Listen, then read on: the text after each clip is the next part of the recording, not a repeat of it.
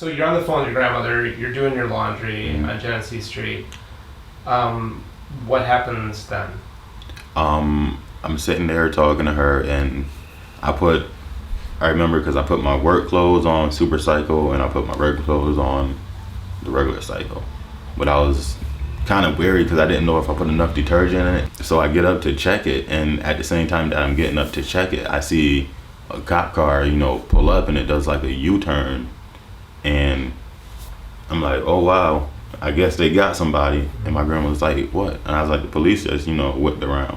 She was like, well, it don't got nothing to do with you, so mind your own business. And I'm like, all right. So, I'm still kind of looking, but, I'm not letting her know that I'm looking.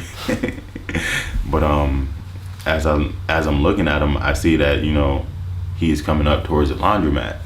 And the laundromat is like, I can't remember if it's on the corner or not. I believe it's on the corner. So I thought he was going around the corner, but it turns out he was actually coming in there. And as soon as he opened the door, it's literally about as much room from me to the camera. He just launched at me. But I had one hand on the phone and my left hand in my pocket. And as soon as he opened the door, he just jumped at me.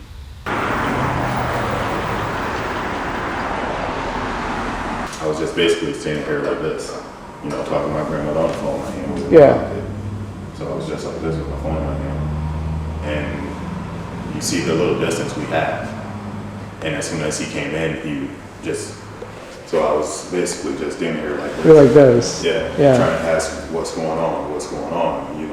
He's telling me I don't have to fucking explain anything to you. Get the fuck off your phone, Yeah. And my grandmother was just begging and pleading with me to tell her what's going on, and I can't tell her too much of anything. And then I was pepper sprayed. This did some weird thing, and I remember being up in a corner like this, and just. And so there were no official orders. No. No. Put your hands up. No. He did that after he grabbed me. After he grabbed you, what were the orders he gave you? For me to take my hand out my pocket, and he repeated again, take your hands out your fucking pocket, and then he told me to put my fucking phone down. And I told him, what's going on? Let me tell my grandmother that, something's wrong. Let me give her, a heads up. Just give me a moment. Let me explain things to her. Because I heard her say, what's going on? Because she heard the commotion. Mm-hmm.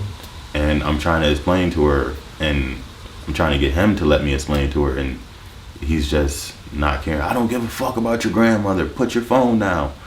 I'm like, no. Because at this point, I'm kind of like, okay, I need my phone to stay on just in case something happens. If anything, my grandmother can, at least hear what's going on, so she knows, okay, I need to come to Rochester, this is what's going on.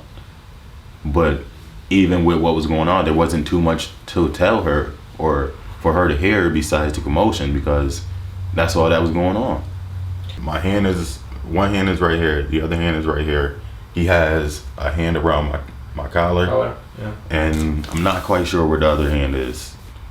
I think his other hand was down by either my pocket or his pocket. And you said that he pepper sprayed you? Yes. And when did that happen in relation to this grab that he kept telling me to put my phone down. I'm like, no, let me explain to my grandmother what's going on. She's on the phone, let me at least tell her something, give her something to go on so she's not, just sitting there. Right.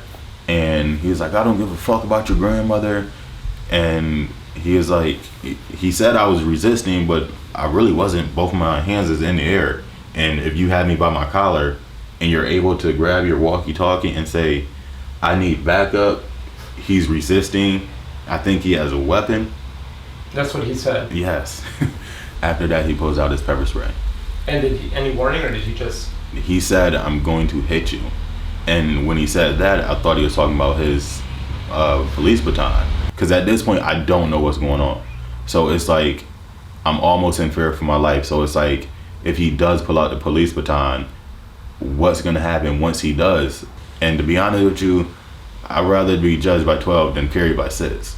I'm not ready to lose my life, not at this point. I have nieces, I have nephews, I have godkids. I love them dearly. I have family, obviously, who love me dearly. They called me numerous times. Different family members, different households. I mean, I have family who love me. You know, they check on me every day. So. All right, so he says he's gonna hit you. You tense, Mm-hmm. and then instead of hitting you, he pulls out pepper spray and Yes. blinds you. He hits you right in the face. Right in my face. Okay. And then what happens after that? Do you get like taken down? Or are you handcuffed? Like how? After yeah. when he pulled out the mace, I actually tried to turn away from it. I turned away a little bit, and in the process of turning away, that gives him the upper hand, and he throws me up against the wall. And at this point, you know, the pepper spray is in my eye, so now I have this to deal with, and also have somebody pushing and shoving on me, and now I hear other voices and whatnot coming in, and that's when I feel like other people on me and whatnot. My phone is already on the floor, so my grandmother is hearing me scream from the pepper spray. I get taken down to the floor, and he tells me if I don't stop moving, he's going to shoot me.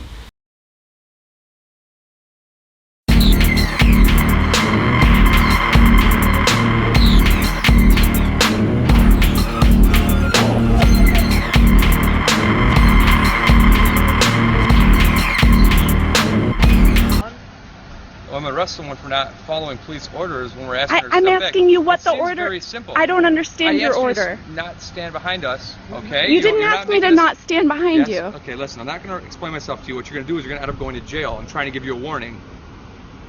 Okay? I'm gonna back You up. know what? You're going to go to jail. That's just not right. Where's it? Come on.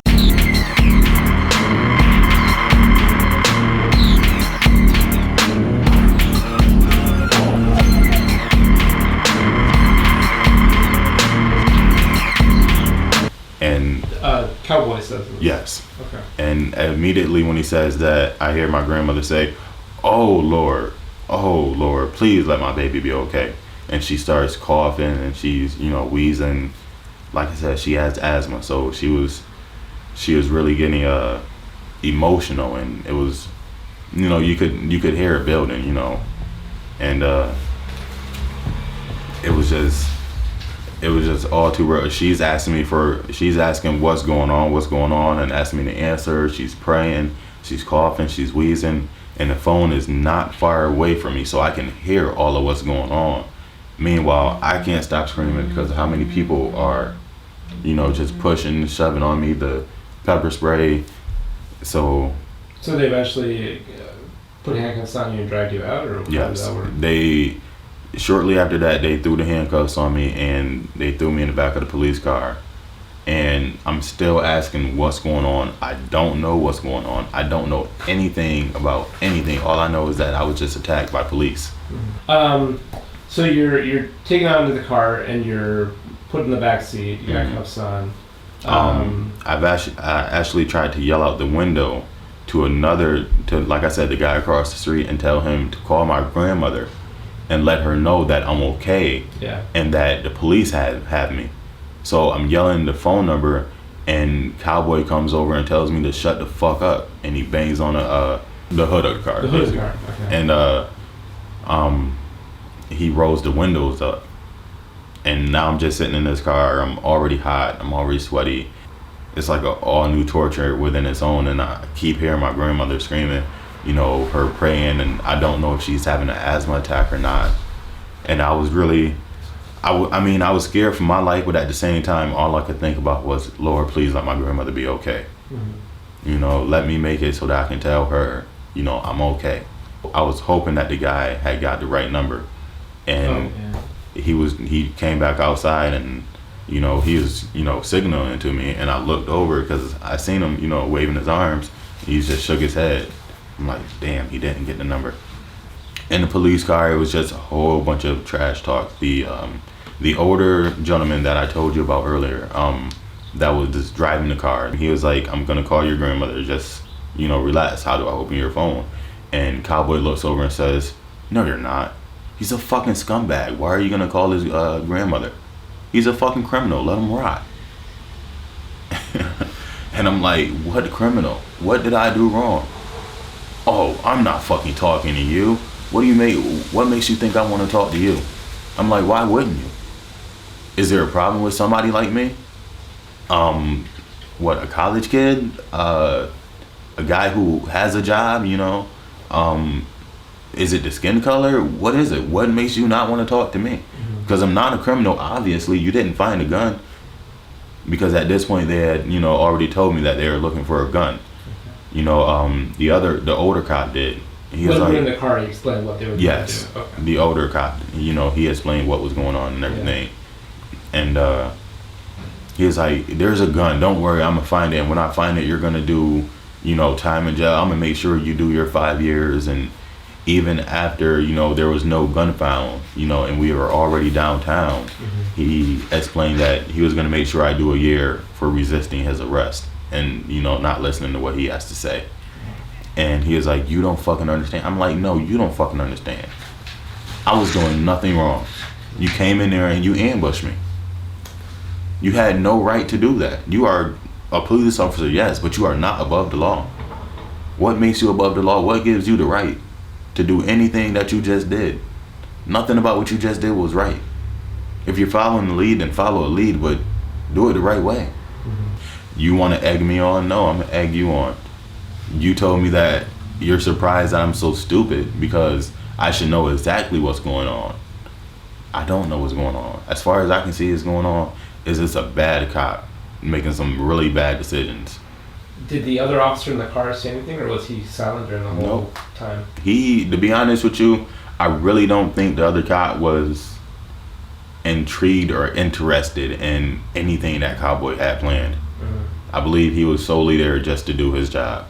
And he said it, he was like, well, according to my partner, you know, resisted arrest, so we gotta, you know, take you down for that. And he was a police officer. I don't want to see Cowboy on the streets no more. That's the biggest issue. Want him to. That is the first. I don't want him to torment nobody else. I don't want these cops to continuously think that they have the power to do this time and time again and get away with it. Right. There has to be somebody to say, yo, this is enough. You're not above the law. My thing is, if you're a police officer and you're truly a good cop, then you know what? You would get the trash out. Back home, it was every Thursday. Every Thursday, I took the trash out. Because you know what? It was trash. It needed to go out. I didn't want it in my house. Yeah. If you're a bad cop, you're trash. You need to be taken out. I don't want you in my house. If you're a cop, that's what you need to say to yourself. I don't want to work with trash. I don't want trash in my workspace. When you come in, don't you come into a clean desk? So clean your office. My thing is now, the way the law is and the way cops are is just a new form of slavery. And you're just rolling over and tolerating it. Yeah. Martin Luther King, he made a statement along the lines of, if you're not against the problem or trying to help solve the problem, then you are the problem. And if you're just going to roll over and die, then you're the problem. Get out of the way. Yeah. Right. You give them more power every time you roll over and die.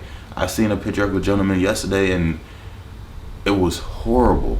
Like, I thank God that I didn't sustain the injuries that he sustained, but at the same time, it's like he's afraid to come forward, and it's like, why? Would you really want somebody to go through what you just went through? Yeah. This is not right. And it happens like in 2013 we had like 2 huge